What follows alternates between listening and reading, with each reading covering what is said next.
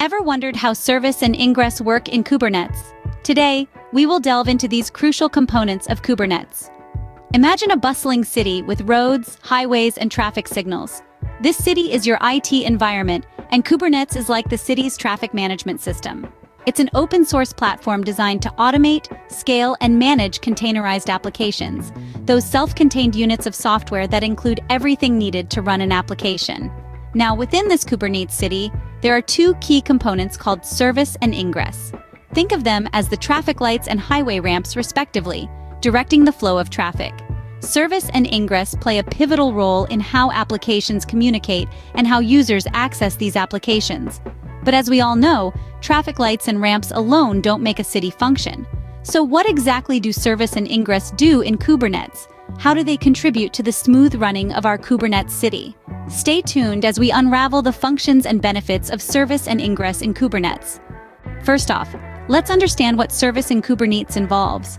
Kubernetes service, often simply termed as service, is a crucial component in the Kubernetes ecosystem.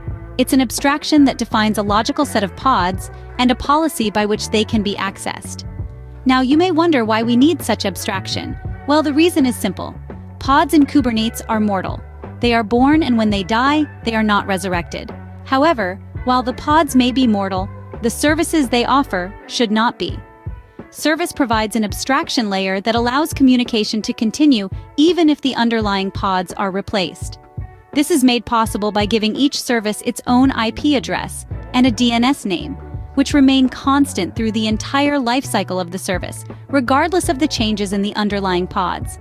But how does service operate? Let's delve into that. When a service is created in Kubernetes, it automatically gets assigned a unique IP address, also known as the cluster IP.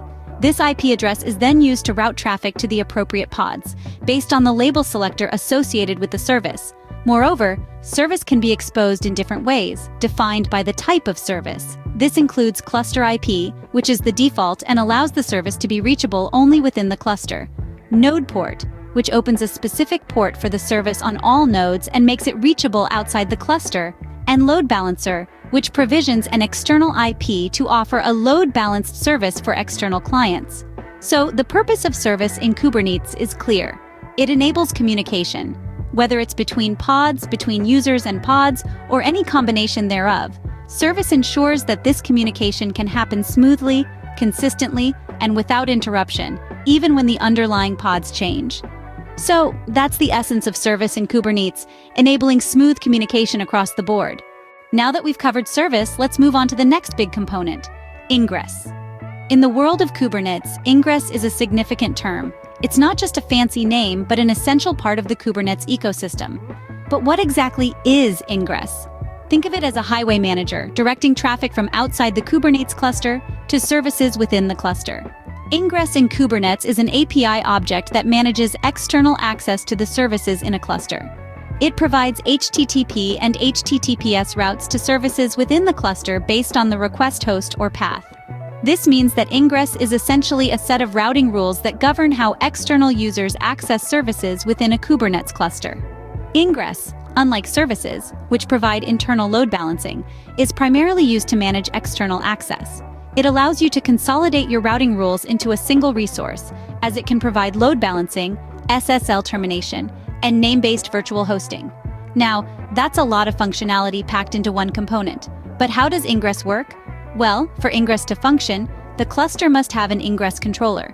The ingress controller is responsible for implementing the ingress rules and routing the external traffic as per the defined rules. Think of the ingress controller as the traffic cop, ensuring that all vehicles, or in this case, traffic, follow the rules and reach their correct destinations. Ingress can also be configured to give services externally reachable URLs, load balance traffic, terminate SSL TLS, and offer name-based virtual hosting. An ingress controller is typically deployed as a load balancer that interprets the ingress rules and processes the traffic accordingly. This way, ingress brings a level of simplicity and efficiency to managing access to cluster services. It allows you to define what traffic is allowed in, where it should be directed, and how the communication should be handled. Ingress, therefore, plays a vital role in managing external access, making it a key player in the Kubernetes ecosystem. You may be wondering what distinguishes service from ingress in Kubernetes. Well, let's dive right in.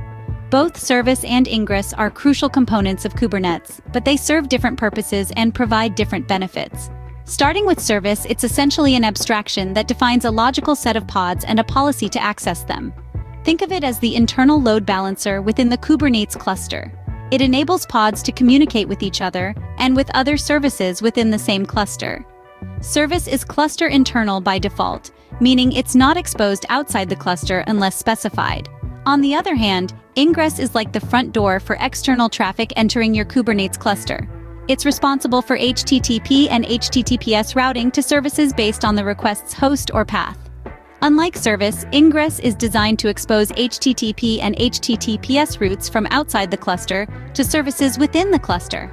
In terms of usage, service is typically used when you need to expose a single application or a group of applications that work together inside your cluster. Ingress, however, is used when you need to expose multiple services on a single IP address and need to provide name-based virtual hosting, SSL/TLS termination, and more complex request routing. From a benefit standpoint, service is excellent for enabling decoupled application development. Developers can work on their individual microservices without worrying about how they'll communicate with each other. Ingress, conversely, offers the advantage of cost savings, as it allows you to consolidate your external access points, reducing the need for multiple load balancers. So in essence, you'd use service for internal communication within your Kubernetes cluster, and ingress for managing external access to the services in your cluster. They're two sides of the same coin, each with its unique role in the grand scheme of Kubernetes. Understanding these differences is key to effectively utilizing service and ingress in Kubernetes. Let's now look at how service and ingress are practically applied in Kubernetes. Firstly, consider an e-commerce platform. As the business grows, the platform needs to scale to handle the increasing traffic. Here's where service and ingress come into play. Service in Kubernetes ensures the smooth running of the application by maintaining a stable network interface, irrespective of the changes in the pods. This means if a pod goes down, service ensures the requests are redirected to another healthy pod, thus maintaining seamless user experience. Ingress, on the other hand, is like the traffic cop of our e-commerce platform. It controls and directs the incoming traffic, based on the set rules. For example, if the platform has a blog section and a shopping section, ingress can direct blog-related traffic to the set of pods running the blog and shopping-related traffic to the pods running the shopping service.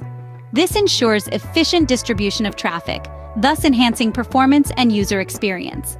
Now, let's consider a real-world example of a multi-tier application, such as a gaming application with front-end, back-end, and database layers.